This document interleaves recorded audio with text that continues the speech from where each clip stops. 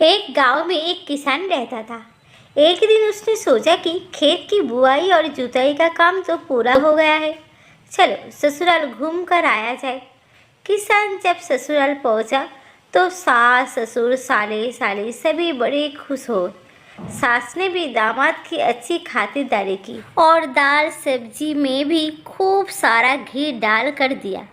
भोजन करके दामाद को खूब आनंद आया और उसने फिर सोचा, चलो फसल तो बो ही दी है, फिर क्यों ना ससुराल में कुछ दिन और रहकर ऐसे ही बढ़िया बढ़िया भोजन किया जाए।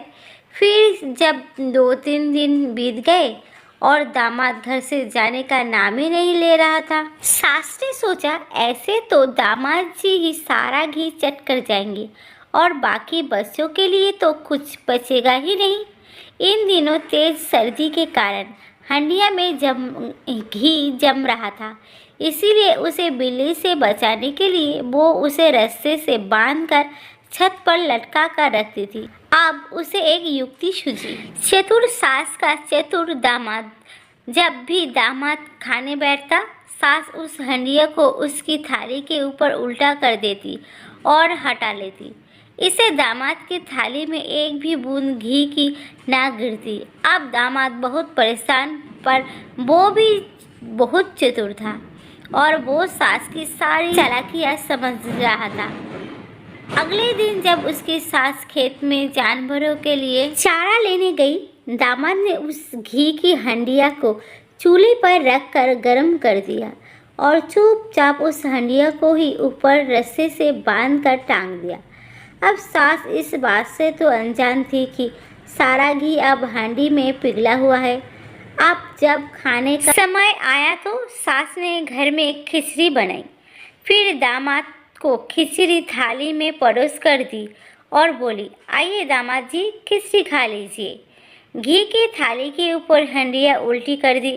फिर क्या था, सारा का सारा घी दामाद की थाली पर ही आ गिरा।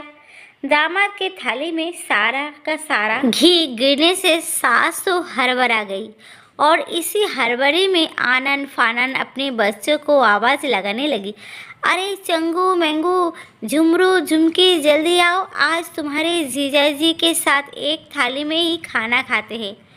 फिर सब उस थाली में ही खाने के लिए बैठ गए और सास ने चालाकी से घी को अपनी और अपने बच्चों की तरफ करने के लिए थाली में ही ज़्यादा से ज़्यादा घी अपनी ओर समेटते हुए बोलने लगी, देखो दामाद जी, मैंने अपनी बेटी को इतना कपड़ा दिया, इतने गहने दिए, इतने बर्तन दिए, मेरी बेटी को दुख पहुंचाया तो अच्छा ना होगा। दामाद भी चालाक था और समझ रहा था कि घी की ढेरी बना बना के समझाने की बहाने सास सारा घी अपनी और अपने बच्चों की ओर समेट रही है। फिर दामाद ने तुरंत चालाकी की और सारे घी को अपनी तरफ करके खिचड़ी में घुमा घुमा के बोलने लगा, अरे थारी लड़की को जो कुछ कहे उसे मैं घुमा घुमा के चारों खाने चित कर दूँ और खिचड़ी की तरह मुंह में डाल डाल के खा जाऊँ। इसी तरह सारे घी लगी खिचड़ी दामाद अकेला ही चट कर गया और सास और बच्चे देखते ही देखते रह गए। तो दोस्तों, मेरी आज की छोटी सी कहानी आप सबको पसंद आती तो एक लाइक ज़रूर करें। धन्यवाद।